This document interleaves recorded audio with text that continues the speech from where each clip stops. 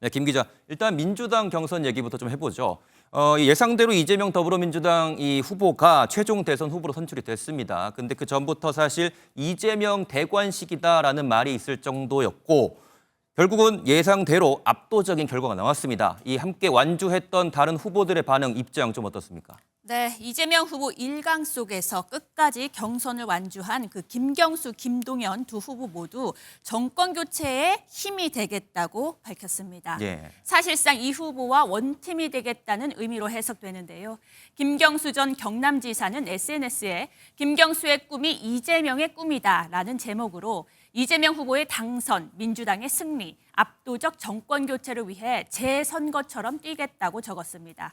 3위에 머무르긴 했지만 김 전 지사 측은 3년 4개월간의 정치적 공백을 단번에 메웠다고 평가했습니다. 이 후보 대세론에 반기를 들었던 김동연 경기지사 역시 압도적 정권 교체를 위해 온심을 다하겠다고 썼습니다. 2위를 한 김 지사 측은 경선에 참여하지 않았다면 민주당 경선은 파행됐을 것이라며 정책으로 존재감을 부각했다는 남는 장사였다고 자평했습니다. 네, 그런데 이재명 후보가 진보당 후보에게 사과를 하는 일도 있었다고요. 네, 보수 진보 진영 후보 간의 연대를 묻는 질문에 그 과정에서 생긴 해프닝입니다. 취재진이 김재현 진보당 대선 후보와의 연대 가능성을 묻자 이 후보는 진보당이든 보수당이든 관계없이 내란 극복을 위해 힘을 합쳐야 한다고 말했습니다. 예. 그런데 답변 과정에서 진보당 후보가 있느냐고 되물으면서 사과한 겁니다. 진보당의 후보도 없는데 뭔 단일화를 하겠습니까? 진보당 후보 있어요? 네, 김재현 후보. 후보네. 죄송합니다. 그럼, 네. 미안합니다. 그 진보당의 후보가 있는 걸 제가 잘 몰랐네요. 이재명 후보가 이 보수 측의 유력한 그 대권 주자로 지금 계속 거론되고 있는 한덕수 대통령 권한 대행을 비판했다는 말도 있다고요. 네, 이 후보는 이 한덕수 대행을요 심판하고 계신 분이라고 칭하면서 예. 국민의힘 경선 참여 가능성에 의문을 드러냈습니다. 심판을 하고 계신 분이 끊임없이 선수로 뛰기 위해서 기회를 노리는 거 아닌가. 그런 의문을 국민들이 갖고 계신데. 특히 한 대행이 마은혁 헌법재판관을 임명하지 않았던 점을 짚으며 헌법 파괴 행위, 사실상 내란 행위라고도 지적했습니다. 네, 예상된 결과이긴 했지만 이번 이 민주당 경선 결과 국민의힘은 좀 어떻게 평가하고 있습니까? 네, 그야말로 혹평일색이었습니다. 네. 국민의힘은 민주당 경선을 아버지 이재명 후보 추대식이라고 평가절하했습니다.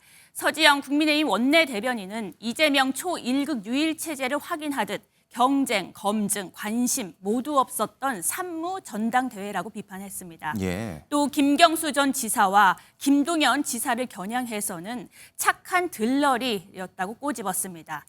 신동욱 수석 대변인은 남은 건 온갖 리스크뿐으로 더욱 리스크가 짙어졌다면서 선거법 사건 판결을 대선 전에 신속히 내려야 한다고 사법 리스크를 부각했습니다. 네, 국힘 경선 얘기도 좀 해보겠습니다. 내일 이 결선에 오를 2명의 후보가 결정이 되겠죠. 그동안 한덕수 대행과는 이 단일화 얘기가 계속해서 좀 나오고 있는데 후보들이요. 한덕수 대행과 이제 직접 만나겠다 이런 말까지 좀 나오고 있습니다. 네, 왜냐하면 아직 경선을 관망하는 원내 의원들이 정말 상당수거든요. 예. 그래서 그 대다수가 또 이번 대선에서 한 대행의 역할을 기대하고 있습니다. 이런 점에서 한 대행과의 투샷을 누가 먼저 만들어내느냐, 누가 단일화에 가장 적극적이냐 이런 점을 부각할 수밖에 없습니다. 후보들은 결선에 진출하면 바로 한 대행과의 만남을 추진할 것이라고 말했는데요. 실제 중립 성향 의원 여러 명과 이야기해보니 지금은 대한민국을 위해 한 대행이 필요하다는 의견이 상당했습니다. 네. 지금은 후보들 메시지를 살펴보고 결선에서 나라를 생각하는 후보로 마음을 정할 것이라고 말했습니다. 이재명 민주당 대선 후보는 어제 후보 수락 연설에서 고 노무현 전 대통령의 말을 인용하며 통합 의지를 강조했습니다. 통합이라는 단어를 14번 썼는데 위기나 내란이라는 말보다 많았습니다. 내란 종식을 위한 정권 교체를 주장해온 이 후보가 보수 진영의 반 이재명 정서에 맞서 국민 통합이라는 가치를 전면에 내세운 겁니다. 최대한 넓게 친소관계 구분 없이 실력 중심으로 사람을 쓰겠다는 말씀을 다시 한번 드립니다. 후보 선출 뒤 첫 공식 일정도 통합에 방점을 찍었습니다. 이 후보는 오늘 오전 국립 서울현충원을 찾는데 민주당 관계자는 이 후보가 이승만, 박정희, 김영삼, 김대중 전 대통령의 묘역을 모두 참배할 예정이라고 밝혔습니다. 그간 민주당에서는 이승만, 박정희 전 대통령 참배 문제가 계속 논쟁이 됐는데 이념을 떠나 국민 통합의 진정성을 보여주려는 의도로 풀이됩니다. 오후에는 경제 행보 일환으로 SK 하이닉스를 찾아 이 후보가 미래 먹거리로 강조해온 AI 관련 간담회를 진행합니다. 원내 제1당의 공식 대선 후보가 된 만큼 이 후보가 받는 신변보호 조치도 국무총리급 경호로 강화될 전망입니다.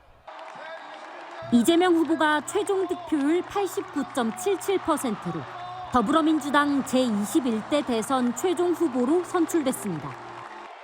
앞선 3개 권역 경선까지 90%에 육박한 득표율을 기록했던 이 후보는 수도권과 강원, 제주 지역 경선에선 91.54%를 얻었고 일반 국민 여론조사 역시 이 후보가 89.21%로 압승을 거두면서 최종 1위에 안착했습니다. 지난 대선 경선에선 50.29%, 절반 턱걸이로 선출됐던 때와 달리 이번엔 압도적 지지를 받았습니다. 수락연설에서 감사를 표한 이 후보는 지난 대선 패배를 언급하며 죄송하다고 거듭 사과하고 이번엔 반드시 승리하겠다고 외쳤습니다. 내란의 아픔을 이겨내고 다시 꿈과 희망이 넘치는 진짜 대한민국으로 나아갈 준비 여러분은 되셨습니까? 민주당의 명령, 국민의 명령을 받아 반드시 승리하겠습니다. 또 김경수, 김동연 두 후보를 언급하고 원팀으로 승리하겠다며 통합도 강조했습니다. 김경수 후보는 최종 3.36%를, 김동연 후보는 6.87%로 모두 한 자릿수에 그쳤는데 두 후보는 결과에 승복하며 이 후보를 돕겠다는 뜻을 내비쳤습니다. 우리 모두는 한 팀입니다. 선출될 민주당의 대선 후보를 중심으로 반드시 압도적인 정권 교체를 만들어냅시다. 압도적 정권 교체를 위해 더 크게 힘을 모읍시다. 저 김동연 4기 민주정부의 성공을 위해 있는 힘을 다하겠습니다. 민주당은 이제 이재명 대선 후보 체제로 전환해 중도층 외연 확장을 위한 공약 발굴 등 본선 준비에 속도를 낼 것으로 보입니다. 이재명 후보가 역대급 경선 지지율을 달성하면서 동시에 호남에서도 인정을 받은 모습입니다. 네, 최종 득표율 89.77%였습니다. 민주당 역대 대선 경선 최고 지지율인 김대중 전 대통령은 물론 1987년 직선제 이후 가장 높았던 박근혜 전 대통령 경선 득표율을 뛰어넘었습니다. 네. 앞선 기사에서 전해드린 것처럼 호남에서도 이재명 후보를 몰아줬는데 견제론이 있던 이전과는 사뭇 달라진 분위기입니다. 일각에서는 지난 대선 경선 때보다 호남 투표율이 떨어졌다 이런 점을 지적하기도 하는데요. 민주당은 투표자 수가 늘었다는 점을 강조하면서 정권 교체의 열망이 그만큼 크다고 분석하고 있습니다. 네, 이 후보로서는 목표한 목표치를 달성을 했지만 지금 사실 동시에 진행되고 있는 국민의힘 대선 경선에 비해서 화제성이라든지 주목도가 상당히 떨어지는 부분이 있지 않습니까? 네, 사실 경선 시작 전부터 민주당 스스로도 흥행성이나 이 부분에선 떨어질 거라고 전망을 했었습니다. 네. 민주당 경선 참여 후보들은 공정 경쟁을 약속하면서 서로 네거티브는 하지 말자 이런 서약도 했었는데요. 특히 압도적 지지를 얻고 있는 이재명 후보 측이 몸을 낮추는 이른바 로키 전략을 줄곧 유지하면서 특별한 변수나 화제거리 없이 후보가 정해졌다고도 볼 수 있을 것 같습니다. 네, 의도된 조용한 경선이라고 할 수가 있겠는데요. 그렇다면 이제 본선에 들어섰으니까 좀 전략이 달라질 수 있을까요?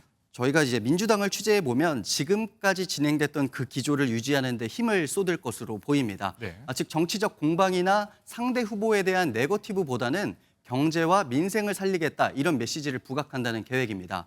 민주당 지도부는 핵심 관계자는 MBN에 현재는 12.3 비상계엄으로 인해 망가진 경제를 살리는 게 가장 중요한 과제라면서요. 관련 대책을 내는데 주력하겠다 이런 설명을 했습니다. 하지만 더 이상 당내 경쟁이 아닌 만큼 상대가 있는 본선에서는 이재명 후보를 겨냥한 공세 당연히 거세질 수밖에 없는데요.